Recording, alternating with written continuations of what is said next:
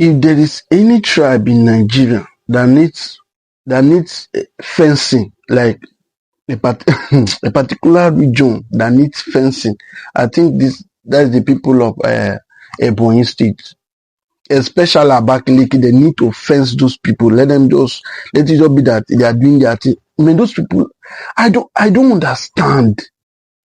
Can you imagine the youth of Ebonyi State, Abakaliki precise, came outside to protest that they are giving Rufai 24 hours to apologize to David Umahi because he asked him to tell the world how much he's been spending per kilometer in the Lagos Calabar Coastal Highway that is constructing.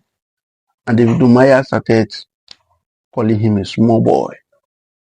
Who is he that should he called on this? And these guys have the goals to come and protest. I will show you the video of when David Umahi, Rufai asked David Umahi the question, and you as a Nigerian should tell me where Rufai got it wrong. Because the problem of this country is of the youth of this country. This is the main reason why Buhari said we are lazy Nigerian youth. I think we really need to go and apologize to that man, because many of the youths in this country don't really think. They don't really think outside the box. They feel that, okay, this is how the leader is leading them. That's how it's supposed to be. These guys are supposed to be held accountable per project they are being given and per things they are supposed to be doing in office. We didn't vote for them to go to those offices to go and sit down, and even though many people were not even voted, even though many people were not really voted for anyway, that's that aside. But these people need to be held accountable. Now, I'm going to show you the video of when Rufai asked him a simple question. You as a Nigerian, you judge. Then I will show you a video of when these guys came to protest against Rufai in Nigeria. What a country. Please, if you're meeting me for the first time, my name is Danny. Please do not forget to like, share, and comment on this video. And also follow us and subscribe to our YouTube channel. Thank you, guys. Let's go. So, at first, Minister, after you had gone to report me in front of President Tinubu and said all sorts, anyway, I am not beholden to you. My job is accountability. You are too small for me to report you to the president. No, but they are empirical. You are too small. Minister, let me speak. Minister, let me speak. I have empirical evidence. The world watched it on the commission of the project when you mentioned the questions I asked you to the president. That was reporting me to the president officially. The world watches, so you don't need to dilly-dally about the empirical facts. I don't talk without facts, Minister. You know, when I have my facts, I talk. And I insist on my question when I ask on cost. Let me only address you. Minister, you will not allow me speak.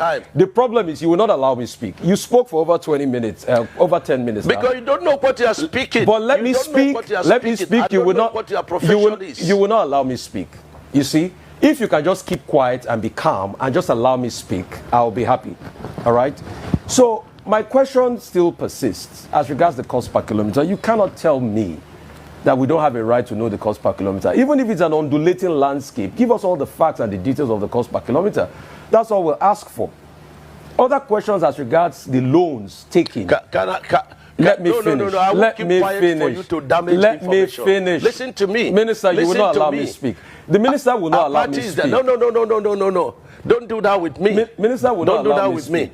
I was in your studio. Minister will not allow me to speak. And when the first section was on, and I ran the figures. And what you're asking us is 750 kilometers of coastal highway. We should tell you cost per kilometer. So you multiply by 750. That's nonsensical. No, so tell me the cost per kilometer. There's nothing too hard for you to tell me that figure. You've not still told me that figure. So I was right on that point.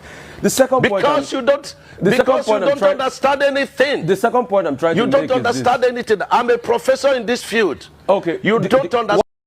A very direct journalist. He doesn't hide his feelings, or he doesn't hide anything he has, and he always tell you to your face, and he wants you to be accountable. Now, you see the way Umahi is trying to dodge the question. How much is cost per kilometer? Very simple question. Now, this is where people have watched this one. This is where the youth now came out to protest. Watch. Rufai Oseni over what they described as an insulting interview with the Minister of Works, David Umahi. They accused the journalist of trying to embarrass and undermine Umahi, a former governor of Ebonyi State, who now oversees key federal infrastructure projects. AriseTV correspondent Chijoke Njoko now reports. The protest followed a heated exchange between Senator Umahi and Mr. Oseni during a AriseTV interview. The minister reportedly asked to be allowed to speak, but Osani's sharp response draws criticism from viewers.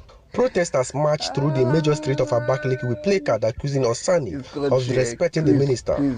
Some of the placards read, Senator Umahi is a competent and trusted in civil engineering. AriseTV and Rufai Oseni must apologize now, and ABC and BOM must act against media misconduct. The group leader Damian Ono expressed disappointment over Umahi's treatment on live television, saying Osani's misconduct was not only disrespectful but also amounted to media ambush. That young man, Rufai Oseni, had the effrontery in his nerve, the stimulating force, the guts to ask David Umahi to keep quiet. Who gave him told him to keep quiet in the face of the whole world? As if that was not enough, he accused him of reporting him to Mr. President. Who is Rufai, for God's sake? For them with all the time he's spending from state to state, from local government to local government, all the nooks and crannies of this nation, making sure that those are done according to stipulation. So he will have time to go and be discussing small Rufai with Mr. President. As if that was not enough. Let me understand that. We are gathered here to make a demand. A demand, firstly, that Rufai Oseni of Arise Television and Arise Television, as an organization, they are given 24 hours to tender non-reserve apology to our God-given leader. He is the father of the governor of Ebonyi State. Failure to do that, we will step up our demonstration. Meanwhile, Comrade Sunday Agbo, a former coordinator of Efiam Development Center in Ohaku local government area of Ebonyi State, said people like Rufai Oseni cannot tarnish the image of a man who has contributed so much to Nigeria's progress. So bad, but I don't feel bad because Umahi's records. So as crazy as this may sound, it's really funny that Nigerian youth at this age don't know what they want. That they don't really know what they want. That's the truth. Nigerian youth don't know what they want. Especially see those 5 people that came outside. How much did they really pay these people? I'm curious about how much they sent to these guys to come and do this. Why is hunger dealing with everybody like this? Because you can't tell me that if this man, the way he is, the guy that is leading that protest, if all of them they have money, like they are millionaires on their own, they'll come outside, come and do this rubbish.